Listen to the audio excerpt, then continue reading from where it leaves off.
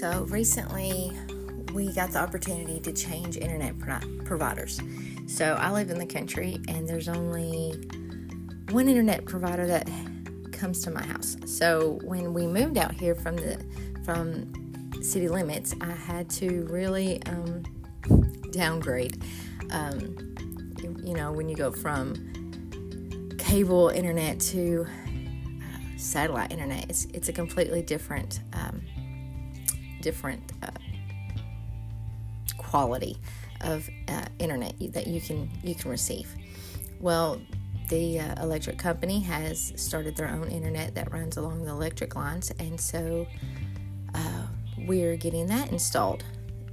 Well, I called to cancel my satellite internet because my bill was about due and I didn't want it to start a new billing cycle. So I went ahead and called, and we have had so much trouble with this internet. There's not enough data.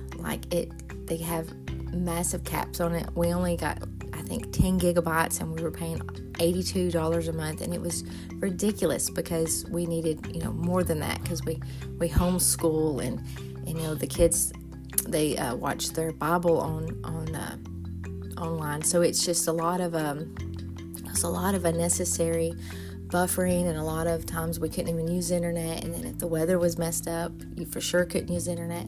So it was just a lot of bad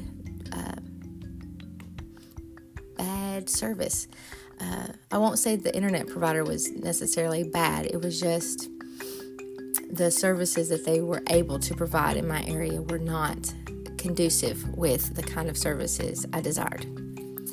So we are getting this new internet where we don't have a data cap, and hopefully it's going to go better. But this is what I want to talk to you about for a moment. So when I called to cancel, they were giving me all of these offers to try to keep my business. And while I appreciated the effort, I have no desire of staying with this internet provider. As a matter of fact, we were to the point that we were fixing to just increase the hotspots on our cell phones and just do away with it altogether because the service was that bad. I felt like we were paying for something that we couldn't use the majority of the time. So anyways, they finally offered me this amazing deal. For the same price I'm paying, they could give me 100 gigs.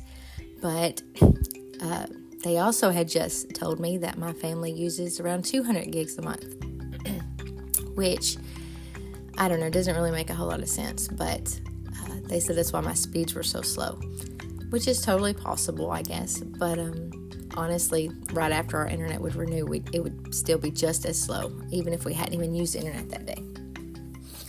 So they were giving me all of these offers, and finally the last ditch attempt to keep my services and to have me renew a contract was to keep them as a backup in case this other internet wasn't good. And to me, the thought of that was a little loopy because they weren't good service to begin with. They wouldn't be something I'd want to keep as a backup, and to pay almost $82 a month for a backup plan, it just seemed, kind of crazy to me. But as I was thinking about it, and I didn't get it, by the way, God began to place a thought in my mind. How many backups do I have in my life for Him? How many backup plans do I hold on to? So when you start living for God, there's things that you lay by the wayside so it doesn't hinder your walk with God. But I have seen people start living for God, and they keep some of these memorabilia or some of these sinful items. They put them back just in case. It's kind of like me and my fat clothes. So I have clothes that I have when I get bigger, and I have clothes when I get smaller. And I always seem to have those just in case I gain my weight back, just in case. But when we live for God, we can't have a just in case. We can't have something that we're holding on to from the world just in case this doesn't work out with God. Because what ends up happening is we're paying for something that didn't really give us anything good to begin with. It's almost like Satan is like a massive salesman, and he's, well, yeah, you can live for God, but let's keep that alcohol in the cabinet just in case you need it, or that bottle of pain pills. Or, yeah, you can live for God, but let's hold on to that article of clothing. You never know. You never know. You might need it again. And we have all these things, and the devil is just saying, hey, why don't you just keep me as a backup in case this doesn't work with God? And you end up paying for hidden sins and things that you're holding on to that never really did you good to begin with.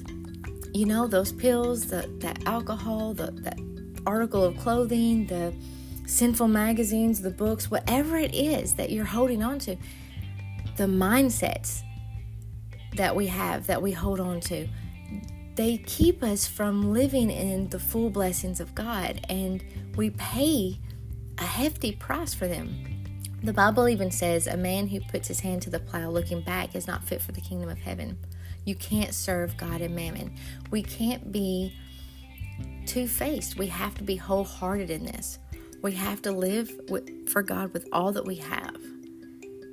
So today I challenge you, if you have a backup plan, if there's something from your past that you are still holding on to, maybe it's a friendship, a relationship, or just something that you feel like you need just in case, I challenge you today to go all in with Jesus.